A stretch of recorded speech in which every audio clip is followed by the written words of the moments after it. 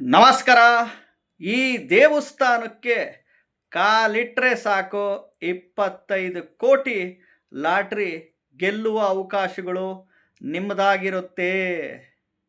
ಆ ಯಾವ ದೇವಸ್ಥಾನ ಗೊತ್ತಾ? ವಿಡಿಯೋನ ಪೂರ್ತಿ ನೋಡ್ತಾ ಹೋಗಿ. ಮೊದಲು ಹೊಸದಾಗಿ ವಿಡಿಯೋ ನೋಡ್ತಾ ಇದ್ದವರು, ಮೊದಲನೇ ಬಾರಿ ವಿಡಿಯೋ ನೋಡ್ತಾ ಇದ್ದವರು ಚಾನಲ್ ಸಬ್ಸ್ಕ್ರೈಬ್ ಮಾಡ್ಕೊಳ್ಳಿ. ವಿಡಿಯೋ ಇಷ್ಟ ಆದರೆ ಲೈಕ್ ಮಾಡಿ, ಶೇರ್ ಮಾಡಿ ಎಲ್ಲರಿಗೂ. ಯಾಕೆಂದರೆ ಅದೃಷ್ಟ ಯಾರಪ್ಪಂದು ಯಾರ್ದು ಹೇಳೋಕ್ಕಾಗಲ್ಲ. ಭಗವಂತ ಕಣ್ಣು ಬಿಟ್ಬಿಟ್ರೆ ರಾತ್ರಿ ಕೋಟ್ಯಾಧಿಪತಿಗಳಾಗ್ಬಿಟ್ಟಿದ್ದಾರೆ. ಆಗ್ಬಿಡ್ತೀರಾ, ರಾತ್ರಿ ಕೋಟ್ಯಾಧಿಪತಿಗಳು ಆಗ್ಬಿಟ್ಟಿರ್ತಾರೆ. ನೀವು ಆಗ್ಬಿಡ್ತೀರಾ, ಹೇಳೋಕ್ಕಾಗಲ್ಲ. ಯಾಕೆಂದರೆ ಭಗವಂತ ಯಾವ್ಯಾವ ಟೈಮಲ್ಲಿ ಯಾರನ್ನ ಹೆಂಗೆ ಪರೀಕ್ಷೆ ಮಾಡ್ತಾನೋ ಹೇಳೋಕ್ಕಾಗಲ್ಲ. ನೀವು ಕಷ್ಟಪಟ್ಟಿರೋ ಒಂದು ಶ್ರಮಕ್ಕೆ ಫಲಕ್ಕೆ ಹಿಂದಿನ ಜನ್ಮದ ಹೊತ್ಕೊಂಬಂದಿರ್ತೀರ ಪುಣ್ಯನ. ಹಿಂದಿನ ಜನ್ಮದ ಪುಣ್ಯ ಈ ಈ ಒಂದು ಇದಕ್ಕೆ ಹೊತ್ಕೊಂಬಂದಿದ್ದಾಗ ತಂದೆ ತಾಯಿ ಆಶೀರ್ವಾದ, ನಿಮ್ಮ ಮನೆ ದೇವರ ಆಶೀರ್ವಾದ, ಕುಲದೇವರ ಆಶೀರ್ವಾದ, ನೀವು ಇಷ್ಟಪಡುವ ದೇವರ ಆಶೀರ್ವಾದ ಯಾವ ರೀತಿ ಕರುಣಿಸ್ತಾನೋ ಗೊತ್ತಿಲ್ಲ. ರಾತ್ರಿ ಕೋಟ್ಯಾಧಿಪತಿಗಳಾಗೋಗ್ಬಿಡ್ಬೋದು, ಹೇಳೋಕ್ಕಾಗಲ್ಲ. ಭಗವಂತನಿಚ್ಛೆ. ಎಸ್ಪೆಷಲಿ 25 ಕೋಟಿ ಲಾಟ್ರಿ ಟಿಕೆಟ್ನ ಕೈನಲ್ಲಿಟ್ಕೊಂಡು ನೀವು ಮುಂದಿನ ತಿಂಗಳು ಡಿಸೆಂಬರ್ ತಿಂಗಳು 30ನೇ ತಾರೀಕು ವೈಕುಂಠ ಏಕಾದಶಿ ಇದೆ. ವೈಕುಂಠ ಏಕಾದಶಿ ಸ್ವರ್ಗದ ಬಾಗಿಲು ಓಪನ್ ಆಗಿರುತ್ತೆ ಅಂತ ಹೇಳ್ತಾರೆ ಅಲ್ವಾ? ಸ್ವರ್ಗದ ಬಾಗಿಲೇ ಓಪನ್ ಆಗಬೇಕಾದ್ರೆ ದೇವ್ರು ನಿಮಗೆ ಸ್ವರ್ಗ ತೋರಿಸಲ್ವಾ? ಖಂಡಿತವಾಗ್ಲೂ ತೋರಿಸ್ತಾನೆ. ಅದು ಯಾರಿಗೆ ಹೊಡೆಯುತ್ತೋ ಅವ್ರಿಗೇ ಮಾತ್ರ ಗೊತ್ತಿರುತ್ತೆ. ಇನ್ನೊಂದು, ಈ ಕಲಿಯುಗದಲ್ಲಿ ದುಡ್ಡು ಕೊಡೋ ದೇವರು ಯಾರಪ್ಪ ಅಂದರೆ ಅದು ಲಕ್ಷ್ಮೀನಾರಾಯಣ, ಲಕ್ಷ್ಮೀ ವೆಂಕಟೇಶ್ವರ ಸ್ವಾಮಿ, ಲಕ್ಷ್ಮೀ ನರಸಿಂಹಸ್ವಾಮಿ. ಮುಂದಿನ ತಿಂಗಳು ಡಿಸೆಂಬರ್ 30ನೇ ತಾರೀಕು ವೈಕುಂಠ ಏಕಾದಶಿ, ಸ್ವರ್ಗದ ಬಾಗಿಲು ಓಪನ್ ಆಗಿರ್ತವೆ. ಕೈನಲ್ಲಿ ಲಾಟ್ರಿ ಟಿಕೆಟ್ ಇಟ್ಟುಕೊಂಡು ಲಕ್ಷ್ಮೀನಾರಾಯಣ, ಲಕ್ಷ್ಮೀ ವೆಂಕಟೇಶ್ವರ ಸ್ವಾಮಿ ಸನ್ನಿಧಿಗೆ ಹೋಗಿ 3 ತುಳಸಿ ದಳಗಳು ಇಟ್ಕೊಂಡು ಹೋಗಿ.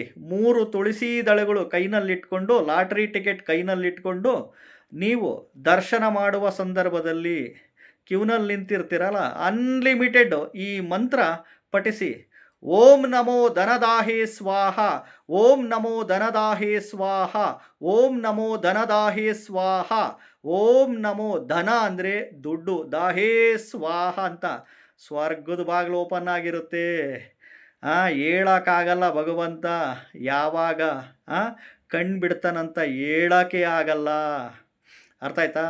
ಎಸ್ಪೆಷಲಿ ಈ ಮೇಷರಾಶಿಯವರು, ವೃಷಭ ರಾಶಿಯವರು, ಮಿಥುನ ರಾಶಿಯವರು, ಕಟಕ ರಾಶಿಯವರು, ಸಿಂಹ ರಾಶಿಯವರು, ವೃಶ್ಚಿಕ ರಾಶಿಯವರು, ಧನಸ್ಸು ರಾಶಿಯವರು, ಮಕರ ರಾಶಿ, ಕುಂಭರಾಶಿ, ಮೀನ ರಾಶಿಯವರು ಕೈನಲ್ಲಿಟ್ಕೊಂಡು ದೇವರಿಗೆ ಈ ಮಂತ್ರ ಅನ್ಲಿಮಿಟೆಡ್ ಪಠಣೆ ಮಾಡಿ ಆ 3 ತುಳಸಿ ದಳಗಳು ನಾರಾಯಣನಿಗೆ, ವೆಂಕಟೇಶ್ವರ ಪಾದಕ್ಕೆ ಹಾಕ್ಬಿಡಿ ಅಂತ ಹೇಳ್ಬಿಟ್ಟು ಬನ್ನಿ. ಹೇಳೋಕ್ಕಾಗಲ್ಲ ಅದೃಷ್ಟ ಯಾರ್ದು ಯಾವಾಗ ಅಂತ ಹೇಳೋಕ್ಕೆ ಆಗಲ್ಲ.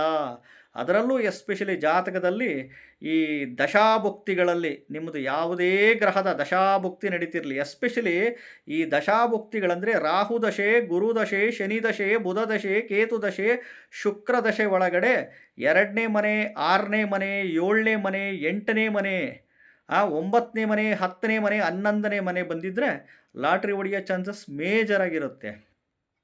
ಬಟ್ ಯಾವ ದಿನ ಹೊಡೀತತೆ, ಯಾವ ವಾರ ಹೊಡೀತತೆ, ಯಾವ ತಿಂಗಳು ಹೊಡೆಯುತ್ತಂತೆ ಯಾರಿಗೂ ಹೇಳೋಕ್ಕಾಗಲ್ಲ. 8ನೇ ಮನೆ ಬಂದು ಲಾಟ್ರಿ ಗೆಲ್ಲುವ ಮನೆ, 8ನೇ ಮನೆ ಪಿತ್ರಾರ್ಜಿತ ಆಸ್ತಿ, 8ನೇ ಮನೆ ಮರಣದ ನಂತರ LIC ದುಡ್ಡು ಬರ ಅಂತ ಅದು. 8ನೇ ಮನೆ ಸಡನ್ ಕಷ್ಟಗಳು ಮನೆ, 8ನೇ ಮನೆ ಅಪಘಾತಗಳು, ಆಕ್ಸಿಡೆಂಟ್ಸ್ಗಳು, ದುರ್ಮರಣಕ್ಕೆ ಹೊಂದ ಮನೆ.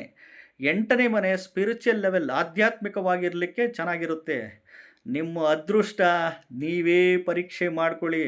ಹೇಳೋಕ್ಕಾಗಲ್ಲ ಭಗವಂತ ಯಾವ ಟೈಮಲ್ಲಿ ರಾತ್ರೋರಾತ್ರಿ ಕೋಟ್ಯಾಧಿಪತಿಯನ್ನಾಗಿ ಮಾಡ್ತಾರೋ ಭಗವಂತನಿಗೆ ಮಾತ್ರ ಗೊತ್ತಿರುತ್ತೆ.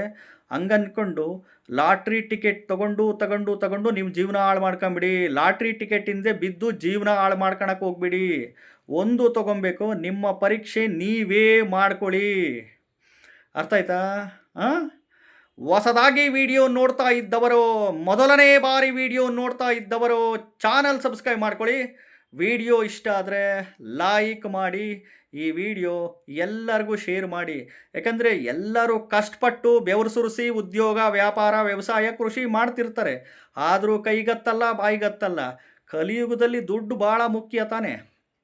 ಎಲ್ಲರೂ ದುಡಿಲೇಬೇಕು. ಕಷ್ಟಪಟ್ಟು ಬೆವರು ಸುರಿಸಿ ಉದ್ಯೋಗ, ವ್ಯಾಪಾರ, ವ್ಯವಸಾಯ ಮಾಡಲೇಬೇಕು. ಕಷ್ಟಪಟ್ಟು ಓದಬೇಕು, ಚೆನ್ನಾಗೆ ಕಷ್ಟಪಟ್ಟು ಕೆಲಸ ಮಾಡಬೇಕು, ಅದೆಲ್ಲ ಓಕೆ. ಬಟ್ ನಮ್ಮ ಅದೃಷ್ಟನ ನಾವೇ ಪರೀಕ್ಷೆ ಮಾಡ್ಕೊಂಡಾಗ ಮಾತ್ರ ಕೋಟ್ಯಾಧಿಪತಿಗಳಾಗಲಿಕ್ಕೆ ಸಾಧ್ಯ. ನಮಸ್ಕಾರ.